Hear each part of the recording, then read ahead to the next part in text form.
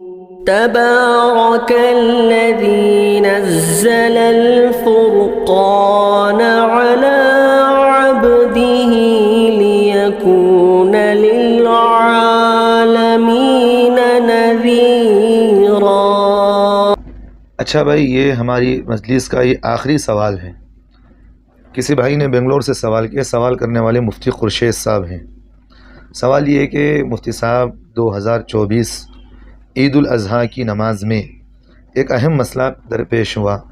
مسئلہ یہ ہے کہ ایک سیاستدان نمازیوں کے سامنے کھڑا ہوا تھا، اسی حالت میں نماز بھی مکمل کی گئی اور وہاں علماء بھی موجود تھے، کسی نے بھی اس بات پر اس کو نکیر بھی نہیں کیا۔ اب یہاں مسئلہ یہ کھڑا ہوا کہ اس حالت میں پڑھی گئی نماز ادا ہوئی یا نہیں ہوئی۔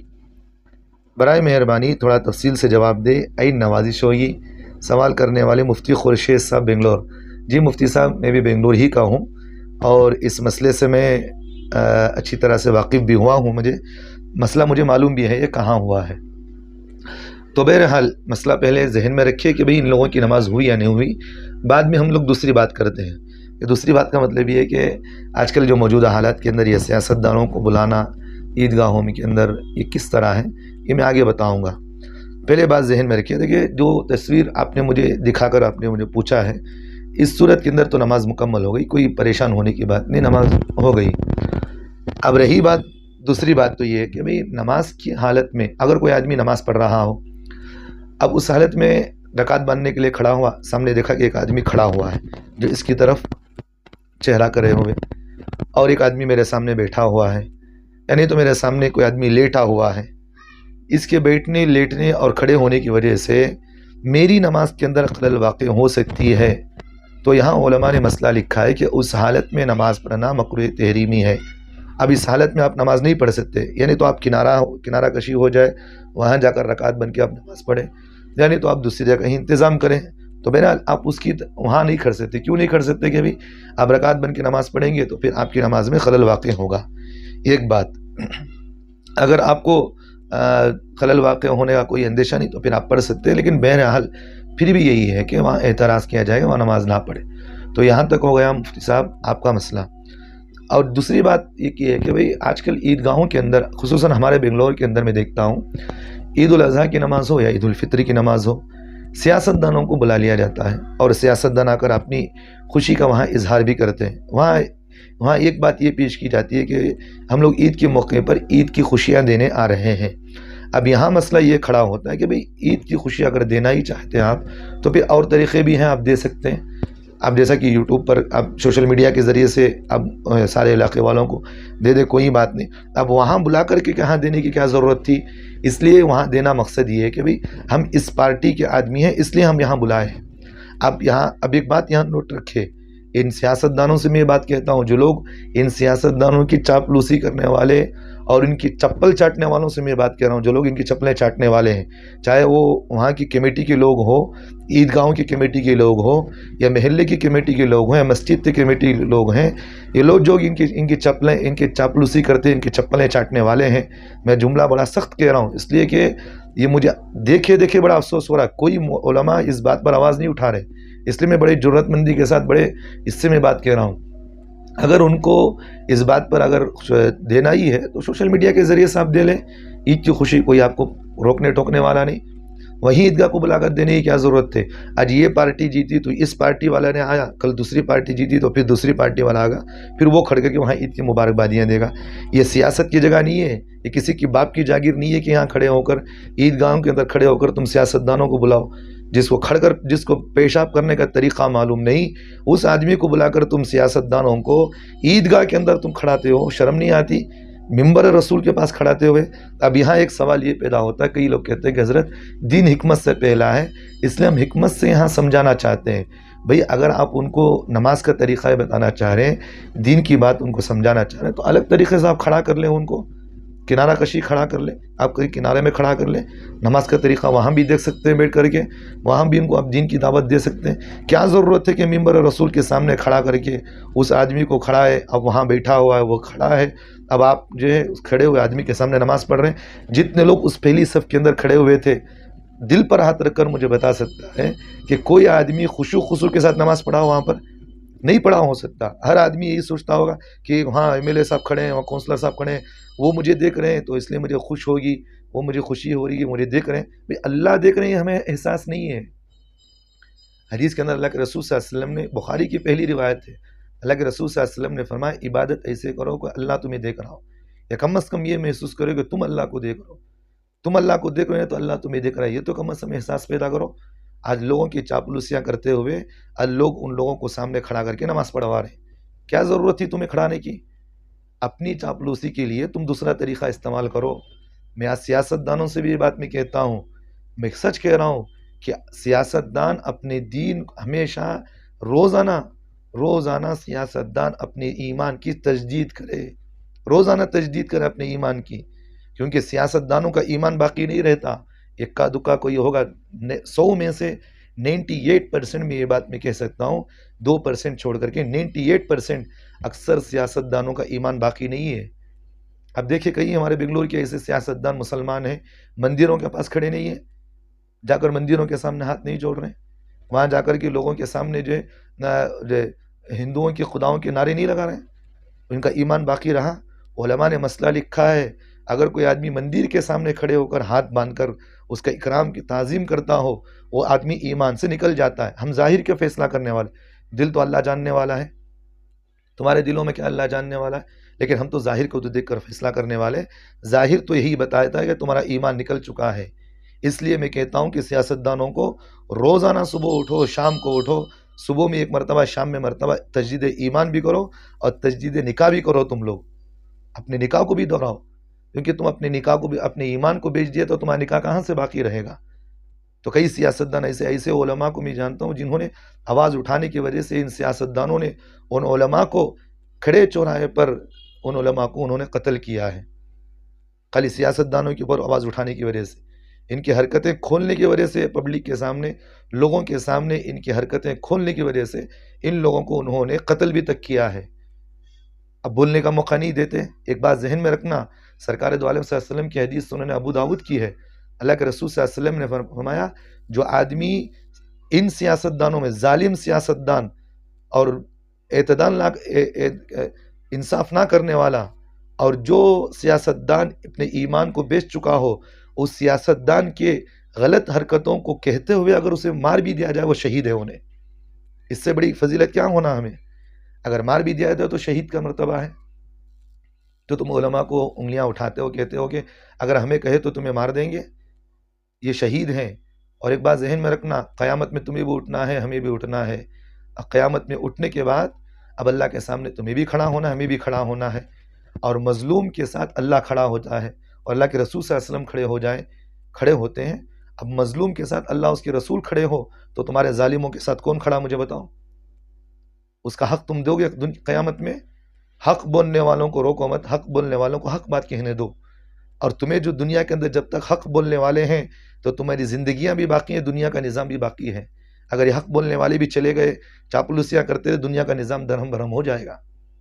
تو بہرحال میں بتانا یہ چاہ رہا ہوں، اگر آپ حکمت کی دعوت، آپ یہ کہتے ہیں کہ حضرت ہم حکمت کے لیے بلا رہے ہیں، وہاں ہم اس لیے بلا رہے ہیں کہ وہ بھی دین کی بات سنیں گے، کہیں گے. بھئی دیکھیے ایک بات میں کہتا ہوں، سرکار دو عالم صلی اللہ علیہ وسلم کے زمانے میں صحابہ کی تعداد کم تھی نہیں تھی. اب کی تعداد، مسلمانوں کی تعداد کروڑوں میں پہنچ چکی ہے، کروڑوں میں ہو چکی ہے. اب یہاں آپ کو دین کو ظاہر کرنے کے لیے لا کر کھڑا کرنا ضروری نہیں. آپ مسجد میں بھی بلائے، کوئی بات نہیں، مجھے مسجد میں بلائے. غیر مسلم کو اللہ کے رسول صلی اللہ علیہ وسلم کے زمانے میں بھی غیر مسلم مسجدوں میں آئے بیٹھے، اور اللہ کے رسول صلی اللہ علیہ وسلم کے زمانے میں غیر مسلموں نے مسجدوں میں سویا بھی ہے، مسجد نبوی میں خود سوئے ہیں، اور غیر مسلموں کے سلسلہ اور وہاں پر سیاست کے مشورے بھی ہوتے. ہمیں اس سے کوئی روک ٹوک نہیں ہے. میں عیدگاہ کی بات کہہ رہا ہوں. اب عیدگاہوں کے اندر سیاستدانوں کو لا کر کے نماز کا طریقہ، آپ مسجد کو بلاؤ. کیوں نہیں بلاتے آپ مسجد کو؟ کیوں نہیں آپ مسجدوں میں بلا کر، مدرسوں میں بلا کر سیاستدانوں کو آپ وہاں کا معاونہ نہیں وہاں کا آپ تعارف نہیں کرواتے؟ کیونکہ آپ کو مقصد نہیں ہے. یہاں پر اگر آپ بلائیں گے تو آپ کی ووٹنگ بڑھے گی، لوگ تمہارے سے متاثر ہوں گے، اب اگلے الیکشن میں تم جیتو گے. لیکن جتنی بے حرمتی یہاں ہو رہی ہے، کوئی اب پر آواز اٹھانے والا نہیں ہے. اب یہاں ہوتا یہ ہے کہ انہیں اب یہ سوال یہ ہوتا ہے کہ حضرت اب حکمت کے لیے ہم ان کو بلاتے ہیں. بھئی دیکھیے اللہ کے رسول صلی اللہ علیہ وسلم نے بھی اپنی زندگی میں ایک مرتبہ مسجد نبوی میں عید کی نماز پڑھے ہیں. بقیہ پورے اوقات اللہ کے نبی صلی اللہ علیہ وسلم نے ہر وقت عیدگاہ میں عمومی طور پر نماز عید کی ادا کی ہے. عیدین کی نماز عیدگاہ میں ادا کی ہے. کیا اس زمانے میں اللہ کے رسول صلی اللہ علیہ وسلم کے دشمن نہیں تھے نہیں تھے. منافقین تھے نہیں تھے. یہود و نصارہ تھے نہیں تھے. کوئی ایک آدمی بھی بتا سکتا ہے کہ اللہ کے رسول صلی اللہ علیہ وسلم نے مدینہ منورہ کے اندر عیدگاہ کے اندر ان یہودیوں کو بلا کر نماز دکھائی اور سامنے کھڑا کر کے؟ دین جو ہے کسی کا زور زبردستی نہیں ہے. لا اکراہ فی الدین، دین کے اندر کسی کو زبردستی نہیں. میں یہ نقطے کی بات بتانا چاہ رہا ہوں. دیکھیے آپ بلائے کوئی ہمیں اعتراض نہیں، اعتراض اس بات پر ہے کہ تم اپنی اوٹوں کی خاطر ان لوگوں کو بلا کر وہاں کھڑا کیے، اور کھڑا کرنا نماز دکھانا تھا تو الگ کنارہ کشی کر لیں. تو آئندہ اس طرح کی حرکتیں نہ کرے. ہر سیاستدان سے میں یہ کہتا ہوں، چاہے وہ کسی بھی پارٹی کا کیوں نہ ہو، آج یہ پارٹی کل دوسری پارٹی جیت سکتی ہے. ابھی انہیں بلا لے کر سما انہیں بلا لے کر آتا. تو عیدگاہ تمہارے لیے کھیل کودتا تماشا ہو گیا. جتنے صاحب مولوی صاحب مفتی صاحب بیٹھ کر بیان کرتے ہیں، کئی لوگوں کو میں جانتا ہوں فون پکڑ لے گا، یہ پکڑ لے کر یہ پکڑ لے کر ایرے گیرا نتو گیرا کی باتیں کر کے، اور بعض لوگوں کو دیکھتا ہوں وہ ٹک ٹاک اور اس میں بنا لے کر پھرے رہتے. ان کی بات کی اہمیت نہیں رہتی. اب انہیں اٹھ کر دو باتیں کہہ دیا تو خوش ہو کر ہماری بات میں تائید. بھائی ہمارے مسلمانوں کے اندر اتنی سمجھنے کی طاقت بھی ہے نہیں ہے. اگر اتنی خیر خواہی اگر ہمارا مسلمان اپنے مسلمان بھائی سے کر لیتا تو ہم آپس میں ٹوٹتے نہیں تھے. انہیں ٹوپی پہن لیا، انہیں آ کر کچھ سلام کر ڈالے تو خوش ہو، آ کر سلام کر ڈالے. ابھی انہیں آ کر جو ہے ہمیں سمجھا ڈالیا، اچھا آدمی بہت. انہیں مسلمانوں کا تائید اللہ تعالیٰ قرآن مجید میں خود فرمائے، یا ایھا الذین آمنوا لا تتخذوا الیہود والنصارى اولیاء. دلی محبت ان کو نہیں کر سکتے تم. ہم کسی سے نفرت نہیں بتانا چاہ رہا ہوں، نفرت میں نہیں دینا چاہ رہا ہوں.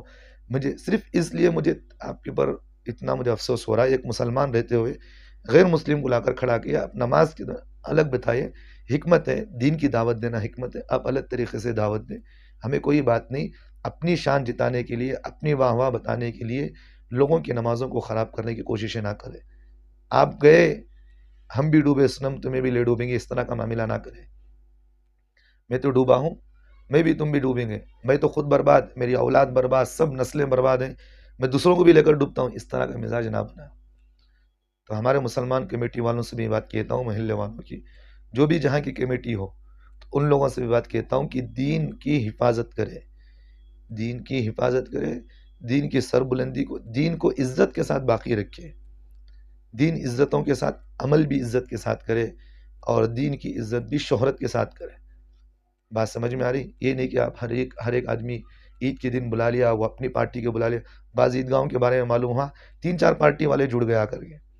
اب ہر پارٹی والا آ رہا سب عید. کیا ضرورت ہے بھئی؟ ممبر رسول ہے، یہ علماء کی ذمہ داری ہے.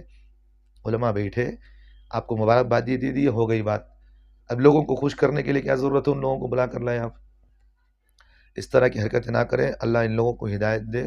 اور جو چیز ہو گئی ہے، آئندہ میں ہمارے بنگلور کے بڑے جو علماء اکرام ہیں، جو تنظیم جیسا کہ جمعیت علماء ہے، اس طرح کی جہاں تک کہ بڑے بڑے علماء اکرام ہیں، ان لوگوں سے ہماری درخواست یہ ہے کہ بھئی اس طرح کی حرکتیں اگر کہیں ہو رہی تو آپ اس میں آگے آئیں، اس کو روکنے کی کوشش کریں. اگر روکنے کی کوشش کا مطلب یہ ہے کہ بھئی ان لوگوں کو آواز یہ کرے کہ آپ اگر کسی کو بلانا چاہ رہے تو آپ کھلانا نماز کی طریقہ بتا دیں، ان کو دعوت دکھائیں، پھر دین کی بات سنا کر بھیج دیں. وہاں ممبر رسول پر بلا کر کے ان لوگوں سے واعظ کروانا، ان لوگوں سے نصیحت کروانا، وہاں مبارکبادیاں پیش کرنا، انہیں ہر ایرا گیرا نتو گیرا انہیں آیا. بعض لوگ یہ کہتے ہیں کہ حضرت ہمیں ان کو بلائے گا تو ان کو بلائیں گے تو ہمیں اس سے فائدہ ہوتا ہے. کیا فائدہ؟ ہمارے محلے کے اندر یہ کریں گے، وہ کریں گے، یہ کریں گے. تمہارے کرنے سے یا نہ کرنے سے انہیں خوش نہیں ہوتا. تمہارے کرنے سے نہیں کرنے سے انہیں خوش نہیں ہوتا. بعض عیدگاہوں کے بارے میں مجھے یہاں تک مجھے سننے میں آیا، دیکھنے میں بھی آیا ہے، وہ ایم ایل اوں کی تعریفیں کر رہے ہیں. انہوں فلاں آدمی اتنے کروڑوں روپے ہمیں دیا، ہمارے محلے کے اندر روڈ بنے. کیا ضرورت ہے بھی آپ کو بتانے کے لیے؟ عیدگاہ ہے، نماز پڑھے آپ اس میں. اس لیے حضرات علماء نے مسئلہ یہ بھی لکھا ہے، عیدگاہ کے اندر کرکٹ نہیں کھیل سکتے، عیدگاہ کے اندر آپ وہاں غیر ضروری چیزیں نہیں کر سکتے. آج سیاستدان عیدگاہوں کے اندر اپنے سیاستدان کی بھی پروگرام ہو رہے، غیر مسلموں کے پروگرام ہو رہے نہیں ہو رہے. بنگلور کے اندر اکثر ایسے عیدگاہیں ہیں. اس لیے ان عیدگاہوں کی حفاظت کرے. آگے چل کے میں ایک بات یہاں نقطے ہی کہہ رہا ہوں، اگر ان عیدگاہوں کو آپ عمومی طور پر استعمال کریں گے، اس میں غیر مسلم بھی کریں، مسلمان بھی کریں، اگر تم اپنے مفاد کے لیے، اپنے ووٹوں کے لیے، اپنے پبلک کو راضی کرنے کے لیے اگر تم یہ کام کرو گے، اگر کل تم نیچے اتر گئے یا تم مر گئے تو پھر اس کے بعد دوسرا بیٹھے گا، وہ آ کر کے جلے گا، پھر وہ چھنا لے گا تمہارے سے عیدگاہیں. تو اس لیے اپنے اداروں کی، اپنے عیدگاہوں کی، اپنے عبادت گاہوں کی حفاظت کرے. اب سے کچھ نہ کچھ اس کی مضبوط ایسے کرے کہ بھئی کوئی اس کے اندر داخل نہ ہو، کچھ بھی ہو. ہمیں کوئی غیر مسلموں کی چیزوں میں ہم دخل اندازی نہیں کرتے، تو ہماری چیزوں میں دخل اندازی نہ کریں. اللہ نے آپ کو عہدیداری رکھا ہے تو اس عہدیداری کو باقی رکھے، اور عہدیداری پر رہ کر بھی آدمی دین کے ساتھ، دین کے طریقے پر عہدیداری پر عمل کرے، یہ ہمیشہ باقی رہے گی. اگر منمانی کے طور پر تم عہدیداری پر رہو گے تو وہ تو عز من تشاء و تذل من تشاء بیدک الخیر انک علی کل شیء قدیر. آج تم عزت والے ہو، کل اللہ تمہیں ذلیل کرے گا.